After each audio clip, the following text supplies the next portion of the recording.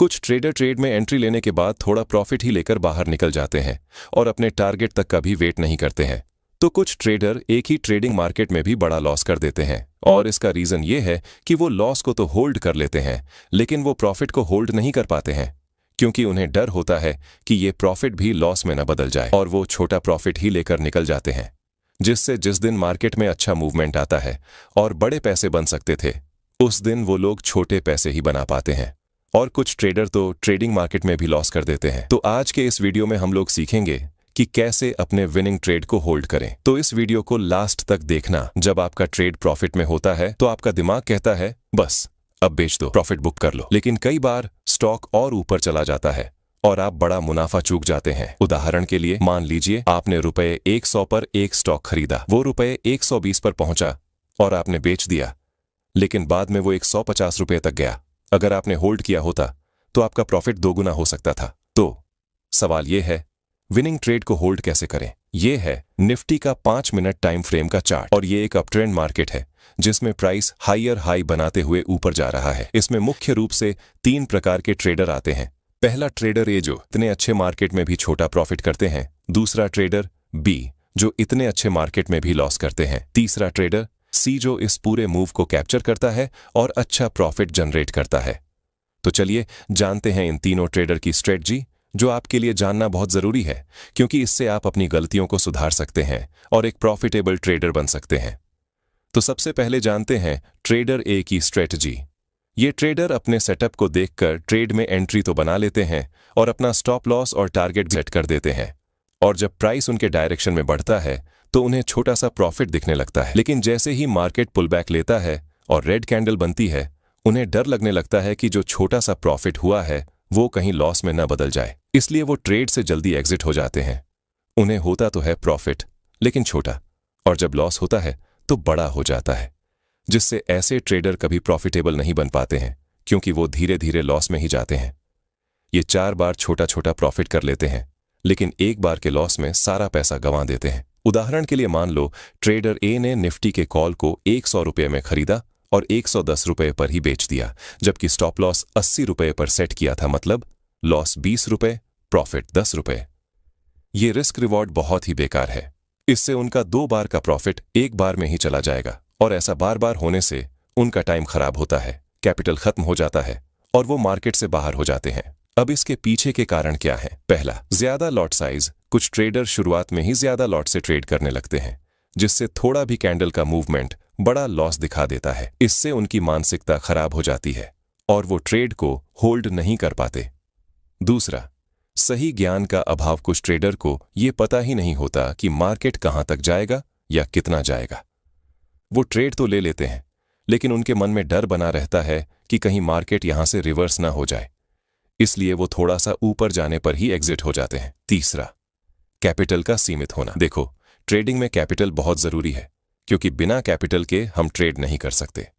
और अगर तुमने किसी से उधार या लोन लेकर ट्रेडिंग शुरू की तो ये भी एक कारण हो सकता है डर का, इसलिए तुम थोड़ा सा प्रॉफिट लेकर ही बाहर निकल जाते हो। इसलिए ट्रेडिंग उसी पैसे से करो जो तुम्हारा खुद का हो, क्योंकि अगर तुम किसी से उधार लेकर ट्रेड करोगे तो तुम्हारे मन में हमेशा डर रहेगा कि कहीं ये ट्रेड लॉस ना हो जाए।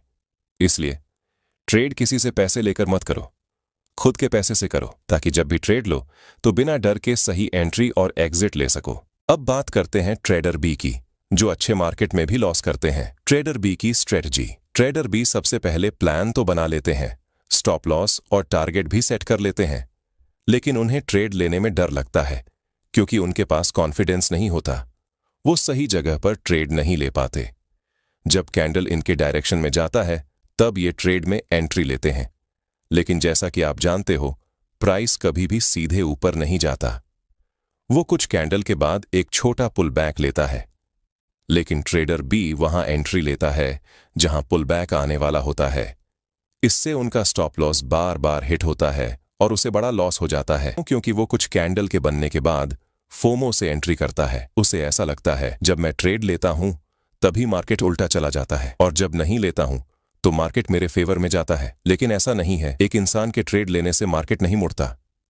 मार्केट को मूव कराने के लिए बहुत सारा पैसा लगता है। जब भी प्राइस बढ़ता है वो छोटे छोटे करेक्शन करता हुआ ही बढ़ता है, लेकिन ट्रेडर बी हर बार कुछ कैंडल के बाद ट्रेड में एंट्री करता है और जैसे ही एक रेड कैंडल बनती है वो डर के मारे एग्जिट हो जाता है और नतीजा एक बड़ा लॉस, क्योंकि उसने कई बार एंट्री ली, हर बार छोटा छोटा स्टॉप लॉस हिट कराया।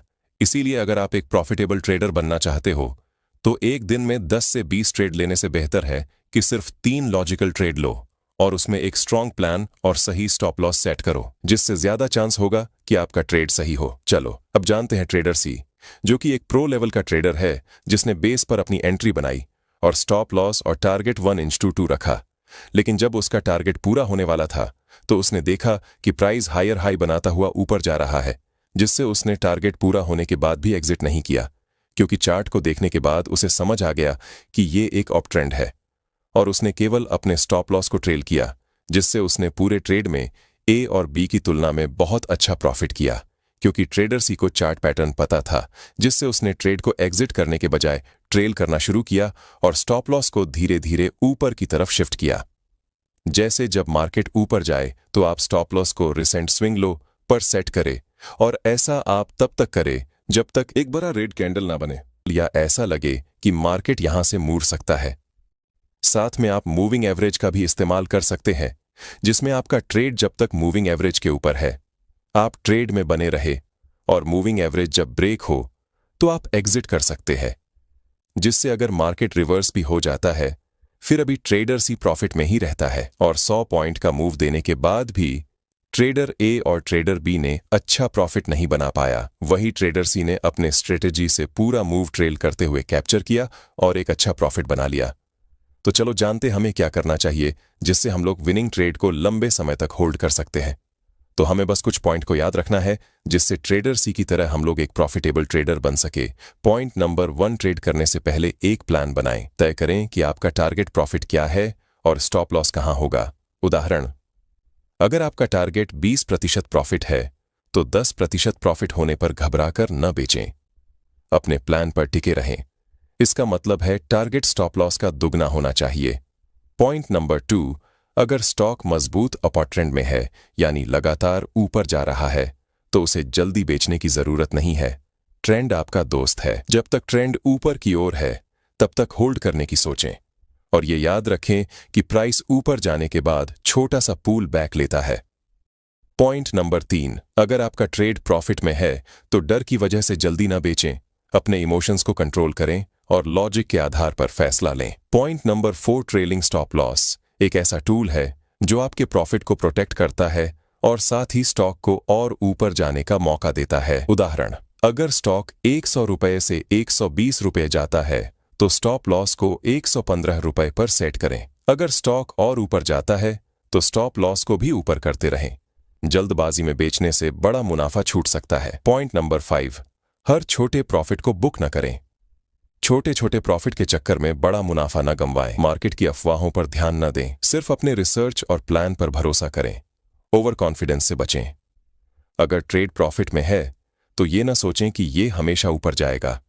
अपने स्टॉप लॉस को अपडेट करते रहें। तो दोस्तों, ये थे कुछ आसान टिप्स जो आपको अपने विनिंग ट्रेड को होल्ड करने में मदद करेंगे। याद रखें, ट्रेडिंग में धैर्य और डिसिप्लिन बहुत जरूरी है। अगर आपको ये वीडियो पसंद आया तो लाइक करें और हमारे चैनल को सब्सक्राइब करना न भूलें। कमेंट में बताएं कि आप अपने विनिंग ट्रेड को कैसे मैनेज करते हैं। अगले वीडियो में मिलते हैं।